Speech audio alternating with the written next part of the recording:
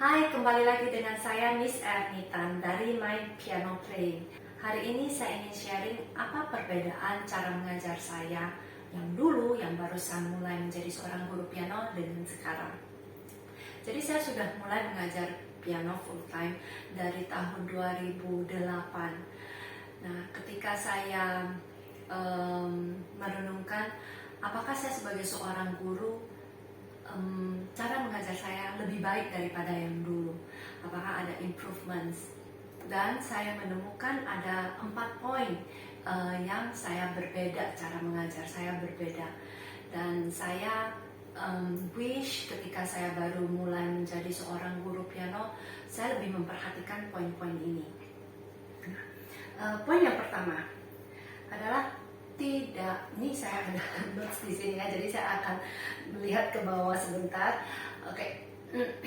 Yang pertama, untuk tidak mengabaikan pentingnya ritme dan ketukan.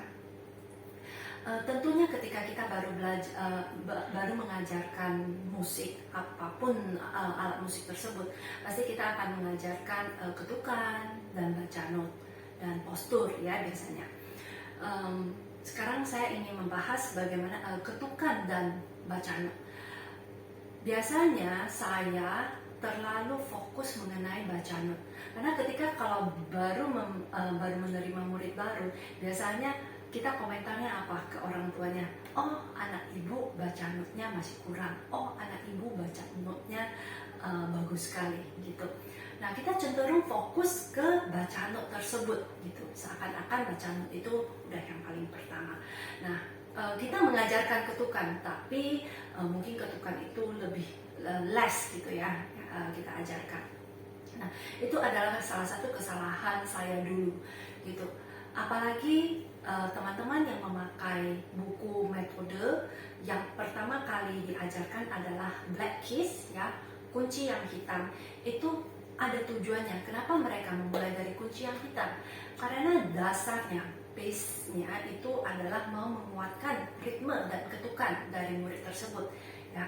Jadi murid itu memiliki sense of beat yang rata, steady ya. Jadi ketika mereka main ada berhenti, katakan 2 ketuk, 3 ketuk atau berapapun, mereka do, re, mi. Jadi sense ketukan itu ada ya. Nah, jadi untuk sekarang ini saya sangat menekankan ketukan gitu. Tentu baca not itu penting. Dan saya menemukan ketika murid itu grade-nya semakin tinggi, lagu yang mereka mainkan pasti semakin banyak. Di sana pun baca not mereka itu akan improve dengan sendirinya.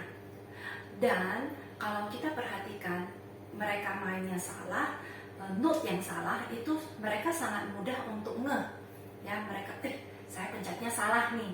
Tapi kalau ketukannya salah, tergantung ya, kalau anak yang dia sensitif, dia akan oh tadi saya terlalu cepat ketukannya atau terlalu lambat gitu. Nah, jadi ketika kita memberikan foundation, dasar yang kuat mengenai ketukan dan ritme, mereka itu nantinya akan lebih mengenai jika mereka salah bermain ketukan atau ritme gitu. Kalau mereka mainnya temponya semakin cepat juga mereka akan lebih juga. Nah, itu membawa poin saya yang kedua. Kesalahan saya yang dulu itu adalah kurang menekankan pentingnya bermain dengan metronom ya, berlatih bermain dengan metronom. Metronom itu saya baru pentingnya bermain metronom itu, dan ternyata mengajarkan bermain metronom itu tidak sesusah yang saya kira. Itu ketika pandemi ini ya.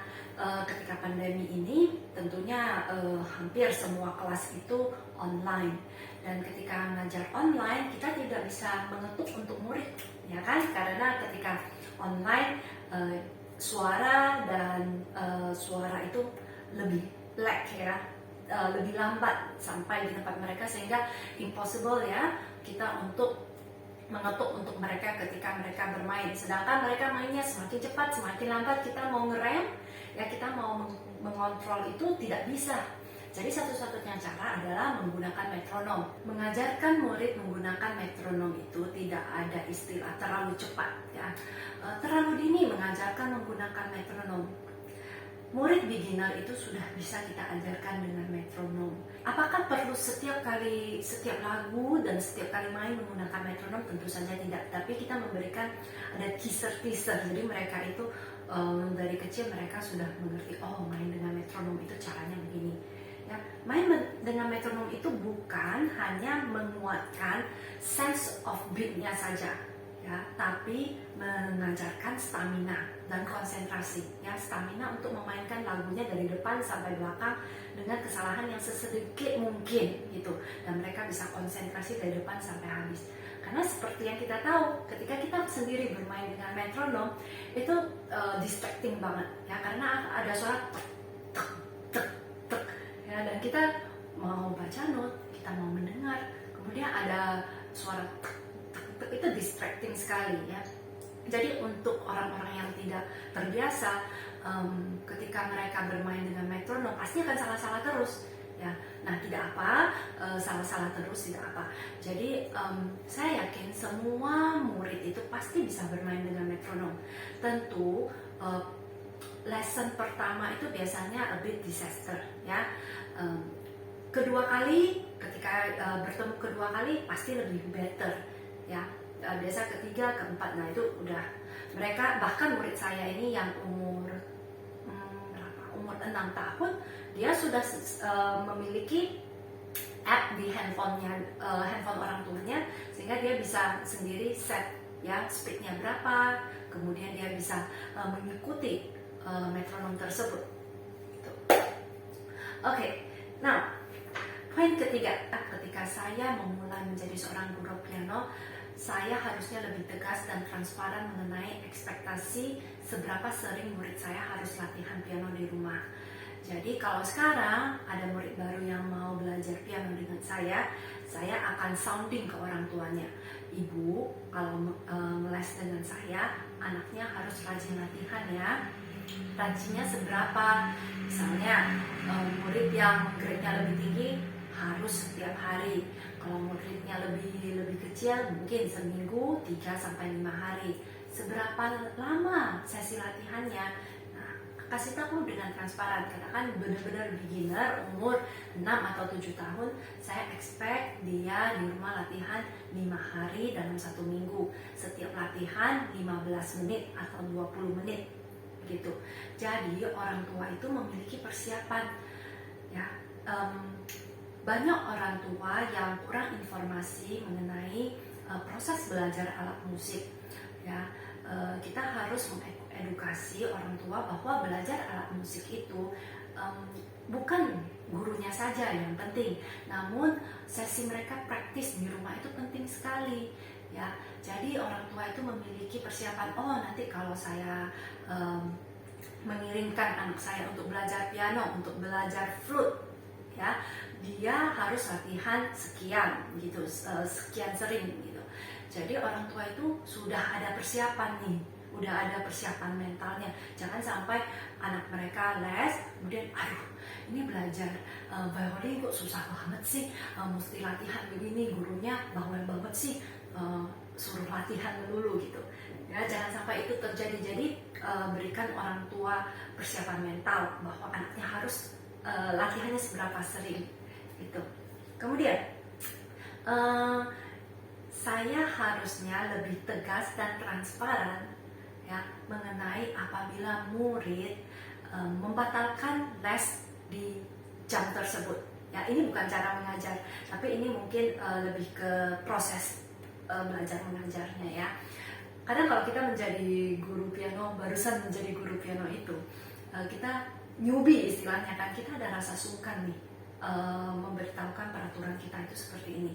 Tapi sebenarnya kalau kita set peraturan kita itu keuntungan untuk orang tua dan juga untuk kita sendiri ya. Karena kalau misalnya kita baru mulai mengajar, mungkin murid kita tidak terlalu banyak ya. Katakan muridnya 5, kemudian muridnya cancel les jam 3, dia cancel jam 3 kita tunggu dia tidak datang. Ya pasti pernah terjadi seperti ini, dan ada murid-murid tertentu yang biasanya memiliki kebiasaan yang seperti ini, ya dia cancelnya last minute. Kita mau menghindari itu, ya karena itu tidak efektif. Apabila kalau misalnya murid Anda semakin lama semakin banyak, ya itu nanti Anda akan sangat susah untuk memberikan makeup lesson. Ya, dan juga ini kita akan merasa tidak adil untuk kita sendiri, padahal salahnya bukan kita. Kita yang harus menggantikan waktu. Jadi untuk menghindari hal ini terjadi, kita memberitahukan kepada orang tua terlebih dahulu. Ya, kalau ibu atau bapak mau membatalkan pertemuan kita, kita tidak keberatan, ya, tapi harus kasih tahu. Terserah peraturan Anda itu seperti apa. Misalnya kasih tahu H-1, atau kasih tahu misalnya beberapa jam di muka, begitu, ya. Jadi dengan kita memberikan peraturan di awal seperti itu, jadi kita sama-sama berasa enak kalau hal tersebut terjadi. Karena misalnya sakit, ya, tapi nah ini poin yang ini. Kalau sakit, musibah itu tidak bisa dihindari, ya. Misalnya hujan deras sekali, kemudian banjir, dan itu tidak bisa kita prediksi. Sakit pun kita tidak prediksi. Kita sendiri bisa terkena musibah, kita sendiri juga bisa sakit, ya. Nah, katakan lebih awal dengan orang tua murid. Kalau misalnya membatalkan les dengan alasan misalnya jalan-jalan, ada les tambahan, kemudian ingin mengganti jam les, ya, itu katakanlah di awal. Tapi kalau misalnya lupa datang, musibah, sakit, katakan peraturan Anda seperti apa, apakah diganti atau tidak. Nah, itu peraturan itu terserah Anda, ya. Setiap guru itu memiliki peraturannya sendiri-sendiri, ya. Tidak harus ada satu patokan yang kekeh gitu, karena setiap music school, setiap sekolah musik itu juga memiliki peraturan sendiri. Oke, itu adalah poin yang ketiga. Poin yang pertama adalah tidak mengabaikan pentingnya ketukan dan ritmik. Yang kedua adalah menggunakan metronom lebih sering. Ketiga adalah transparan dan tegas mengenai ekspektasi murid kita latihan, dan mengenai murid kita, apa yang akan terjadi apabila murid kita membatalkan sesi hari itu. Poin terakhir adalah harusnya saya dulu itu membuat murid itu memiliki well-rounded knowledge, ya. Jadi membuat seorang murid itu yang memiliki pengetahuan yang luas mengenai musik. Misalnya ini muridnya, pengetahuan musiknya itu menyeluruh, bukan hanya satu bagian, ya. Maksudnya apa? Misalnya saya seorang guru piano, murid saya hanya pintar memainkan lagu-lagu, tapi kalau diminta scale, dia tidak mengerti scale, ya. Konsep scale itu misalnya interval of 5 scale dia tidak mengerti, itu teori, ya, teorinya dia tidak mengerti. Apalagi grade yang tinggi, dia sama sekali tidak mengerti apa itu tone, semitone, intervals, ya. Nah, teori, kemudian ada apa? Aural, ya. Aural dia kurang bagus, kemudian singingnya kurang bagus, sight readingnya kurang bagus, dictationnya kurang bagus, ya. Jadi dia hanya tahu bermain piano, ya. Nah, itu bukan murid yang well-rounded. Jadi kita harus bikin, istilahnya bikin, ya, create a well-rounded knowledge student gitu. Nah, ini yang saya pelajari ketika kita memiliki katakan 30 menit sampai 45 menit sesi setiap pertemuan. Apa yang Anda lakukan selama pertemuan tersebut itu sangat penting, ya. Apakah hanya bermain piano saja? Nah, itu tidak bagus, ya, karena kita kan mau membuat seorang murid yang mengetahui banyak hal, semua esensi, semua unsur yang ada dalam musik, bukan hanya bermain piano.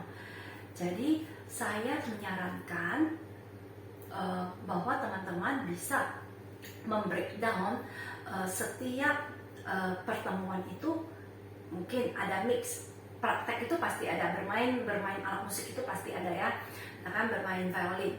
Kemudian grade tinggi kita bisa teori ya, teori itu bukan hanya membahas oke bikin ini, tapi benar-benar membuat mereka mengerti gitu. Apa yang mereka kerjakan itu bukan benar salahnya saja, apa yang mereka teori itu bisa dihubungkan dengan partitur musik mereka. Kemudian untuk grade tinggi juga bisa berikan wawasan yang luas mengenai history of music ya, itu sangat penting sekali. Jadi saya merasa bahwa 4 poin ini saya harusnya lebih perhatikan ketika saya baru mulai menjadi seorang guru piano. Tentu saja sekarang saya masih banyak kekurangan dalam mengajar dan saya ingin belajar terus.